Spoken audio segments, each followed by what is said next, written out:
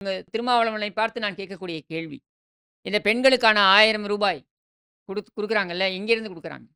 பிற்பட்ட வகுப்பைச் சேர்ந்தவர்களுக்கு ஒதுக்கப்பட்ட நிதியிலிருந்து டைவர்ட் பண்றாங்க அந்த பணத்த. இதுல ஒரு கேள்வி. அனைத்து கட்சி கூட்டம் ஆம்ஸ்ட்ராங் அவர்களுடைய மரணத்திற்கு அப்புறம் நடந்த அனைத்து கட்சி கூட்டம். அந்த படுகொலைக்கு அப்புறம் நடந்த அனைத்து கட்சி கூட்டம் நம்மளுடைய பகுஜன் சமாஜ் கட்சியுடைய அவர் ஆனந்தன் அவர்கள். அவர் ஒரு கேள்வி கேட்கிறார். முதலமைச்சரை பார்த்து பொட்டில் அறைந்தார் போல் கேள்வி கேட்கிறார். என்ன கேட்கிறார்? ரூ. 8,000 கோடி பிற்பட்ட மக்களுக்காக ஒதுக்கிய மத்திய அரசாங்கத்துடைய நிதியை திருப்பி அனுப்பினீங்க. ஏன் திருப்பி அனுப்பினீங்க? ஏன் சார் திருப்பி அனுப்பினீங்க?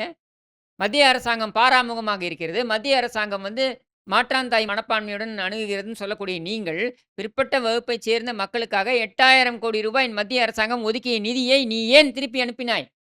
ஏன்னா, அதில கொள்ளையடிக்க முடியலன்றதுக்காகவா?